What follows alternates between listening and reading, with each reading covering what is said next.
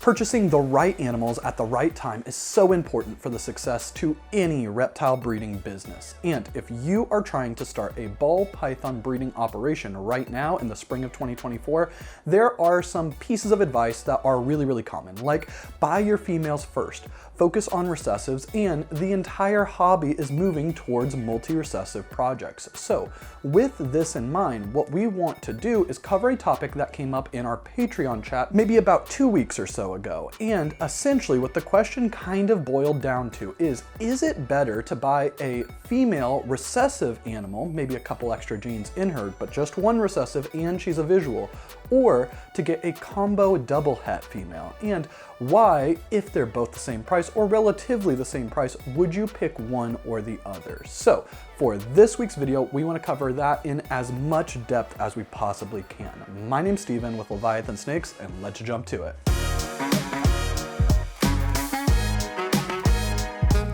Before we get into the actual video, we have a quick plug because at 8 p.m. Eastern tonight is the very first episode of Partho. And Partho is a live reptile podcast between Courtney with Leviathan Snakes and Molly of Chimera. They're going to be interviewing Bob Bledstow of Green Rube Pythons, and we are so freaking excited. So if you are not doing anything at 8 p.m. tonight, definitely tune in to this channel or on Chimera's channel in order to watch the very first episode of Partho. But let's get into the video. When anybody is looking at buying animals, I think it is so important to understand what that animal is going to do for your breeding business and what purpose is it going to serve in your strategy. And there's lots of different pieces of strategy that you can focus on. You can focus on business goals such as revenue generation. You could focus on breeding goals such as producing a specific combo from that animal, or it could be more of a foundational piece where that animal is going to produce the ingredients that you need to make the animals that you really want, and all of these are viable options. But I think that if you don't know what your goal is to get that animal, most likely it's probably not a super great idea to get it, because if you do end up purchasing that animal without having a good idea of what you're going to do with it, there's a very high likelihood that 2-3 years from now, before you're actually able to breed that animal, especially if it's a female, that your plans are going to have solidified more strongly, and there's a very high likelihood that animals that you didn't have a plan for when you initially bought them are not going to fit into that vision. And if they don't fit into that vision, it will feel that you essentially wasted your money buying that animal. So I think that understanding what your plan is for both your business and your breeding operation is super important before you invest into anything. I do believe, especially starting out, that buying your females first is just really good advice, because females take longer to grow up than males do. While a male might be able to get up to size and breed within a year or so, females take about 2 to 3 years. And it just kind of depends on how you feed them, how they are individually, but the earliest that we've ever had a female lay was like a couple months older than 2 years old. But we have some females right now that are coming up on 4 years old and they still have not laid their first clutch. So again, that 2 to 3 years is kind of a guideline. So because of this, I think it's super important if you're going to be buying hatchlings to get your females first, so that way a year before they're going to be about ready to go, you can go ahead and buy your male at that point in time, so they can hopefully both be ready to go at the exact same point in time. As we said in the intro, a lot of the common advice right now in the ball python breeding market is that you should focus on recessive projects, and specifically you should focus on multi-recessive projects. And this doesn't mean that there are not other amazing projects that are not recessive. For example, the whole yellow belly complex is one of our favorites. We think that the super asphalts are amazing, the freeways are amazing, and there's so much other cool stuff with it because with genetic testing, it has opened it up to everybody. So anybody who has gravel, anybody who has spark, anybody who has yellow belly, asphalt, it doesn't matter. You can mix them all together and you can use genetic testing to figure out exactly what you have if you have a question with it. But For the purpose of this video, I do want to focus on recessive projects, because the question that was originally brought to us in our Patreon was, should you get a combo visual recessive female, just one recessive, or should you get a combo double het female? And I think that there are 4 major considerations when you are trying to evaluate a situation like this. The very first one is the availability of the animals. The second one is the price of the animals and how does that compare to your budget.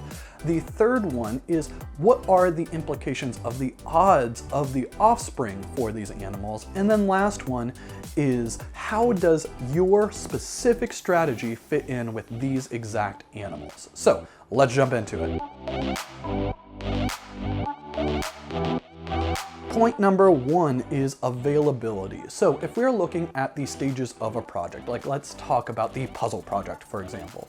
If you're looking at single gene puzzle animals or just heterozygous puzzle animals, there's going to be more puzzle animals than there are going to be, let's say, hypo puzzle animals available on the market at pretty much any given time. And this is because the odds to hit a hypo puzzle are significantly harder than the odds to hit just a puzzle. So because of this, there's going to be far less availability of hypo puzzles when you are looking at just their puzzle counterparts. Now, you can look at, for example, the double het side, and this is where it gets a little bit different, because while it might be much harder to hit a hypo puzzle than it is to hit just a puzzle, I actually think it's quite a bit easier to make a double het, let's say hypo puzzles, than it is to make just a puzzle, because if you are going to make double het hypo puzzles, all you need is a hypo and a puzzle. And if you have that, every single one of the babies is going to be a double het. But in order to make visual puzzles, you either have to have a het puzzle and a het puzzle, a visual puzzle and a het puzzle, or 2 visual puzzles. And this limits the potential pairings that you could do in order to really make that visual puzzle, and depending on the odds, you're not getting all of the babies as visual puzzles. While I do think in general there's probably a greater availability right now of puzzles versus double het hypo puzzles on the market, that said, when there are double het hypo puzzles made, there is usually an entire clutch of them made. So when that ends up going on, the breeders who have them essentially have a influx of supply for that specific combo. And because of this, I think that in general, if you are looking at double het hypo puzzles versus just puzzles, the prices are going to be about the same. Maybe in some specific situations, the double hets might be a little bit cheaper.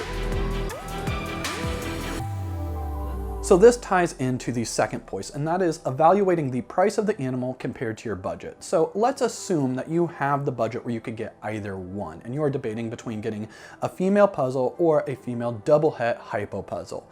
So in this situation, if they are both within your budget, you have to evaluate essentially which one is going to be better, which one's going to be the best bang for their buck, if you want to kind of talk about it like that. So the way that we try to evaluate this is we anticipate what are their babies going to be like.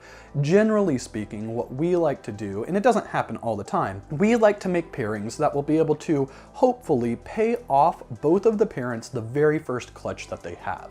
And this is including our holdback animals. So let's say in this situation, we are considering getting a visual puzzle female and hopefully end up breeding her to a hypo male. Maybe there's some other genes in him too. So in this situation, we would end up getting her and guaranteeing that the entire clutch is going to be 100% double het hypo puzzles. And in this specific project, we'd probably want to hold back some more females, which then we would then raise up in order to try to make the hypo puzzle down the road. On the flip side, we could also go and look at just getting the double het hypo puzzle female. So when you are trying to determine which one has the better value, I think it's important to look at what can each of those animals make. And a visual puzzle female is going to make every single one of her babies at least het puzzle. And a double het hypo puzzle female is going to make half of her babies will end up having puzzles, statistically speaking. Half of her babies will end up having hypo, and in this specific scenario, a quarter of her babies will also be double het hypo puzzles as well. But also, specifically in this example, a quarter of her babies will be complete normals. And this is going straight down the odds. And in our experience, you very, very rarely get something that is literally straight down the odds. Sometimes you get really good odds, sometimes you get really bad odds, and it's completely possible that you could pair that double het hypopuzzle female and get an entire clutch of normals. And that's not very likely, but it is possible, and that could set you back quite a bit in this specific scenario. Previous to RGI developing genetic testing for ball pythons, I would have felt that the value swung in favor of the single gene recessive female, the visual form, because she could make 100% hets, where any het or double het would only be making 50% hets if they were paired to something that didn't have that gene in them at all. But with genetic testing with RGI, you can get the baby's sheds, send them in to Morph Market or to Clutch, and RGI will test them in order to let you know whether or not they are het puzzle, whether or not they are het hypo, or both. So this means that the double het female can make more powerful babies than what just the visual puzzle female could, because the double het female 25% of the time could be making other double hets, even if they're not paired to anything in that project. The downside of this is that the odds are not guaranteed, and while you could get more powerful babies, there's a chance that you don't get any of the babies that you actually want. Maybe you really want those het puzzles, and it turns out that the only het puzzles you get are males, and you really needed a female to grow up. So that is a risk that you gotta take if you are choosing to go the double het route versus the visual route. This leads us into point number 3, which is the odds. So the visual recessive female is going to guarantee that her genes, at least one copy of puzzle, is going to get passed on to all of her babies. And with the double het female, you're gambling. You might get more powerful babies, you might get some babies that don't have any genes that you're looking for, and you're probably gonna get quite a bit that's somewhere in the middle. And I think that this is really important when you are determining whether or not you are using this specific female or this specific clutch, primarily to get like 1 or 2 holdbacks, or if you really are trying to build up the base in a project, like, for example, a hypo puzzle project, and you want to make a bunch of different double het females that you can grow up later on. Now, there is one specific caveat on this, and this deals a little bit with what are you ultimately wanting to get out of this, and this is point number 4. When it comes down for us trying to plan out pairings, trying to plan out purchases like this, I almost always want a specific combo from that female once she's up to size. And in this specific situation, I'm probably wanting to make visual hypo puzzles. And in this situation, one of the other costs besides money that you have to consider is time.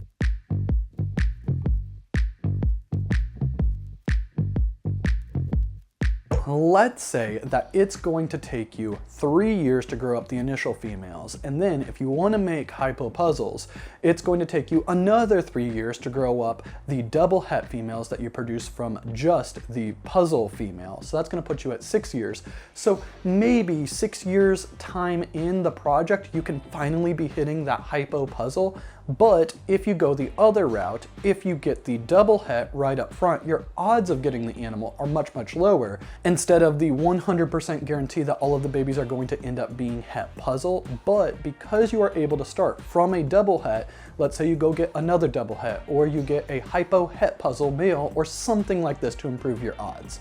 When you make that initial pairing 3 years in, you will have a shot at getting the end goal. You'll have a shot at getting the actual animal that you really want. And if you're able to do that in 3 years time now, and then let's say it's a male and you raise that male up and you start breeding it to other things, you are able to vastly accelerate your project because you are able to gamble on the odds up front. And in some situations, you can get lucky and hit the exact animal that you're looking for in the very first clutch, and it can vastly change the rest of your breeding plans for the years to come. All of this said, I personally think that with genetic testing, with the market in 2024, with how everything else is going, at least from what I can see right now in the ball python breeding hobby, I personally would probably invest in combo double het females before I would invest in just a single gene female if the prices are pretty much exactly the same. I hope that you guys enjoyed the video. If you did, please don't forget to hit the like button, leave a comment, and subscribe to the channel. And don't forget, 8 p.m. tonight, back here on this channel, is the very first episode of Partho. We'll see you then.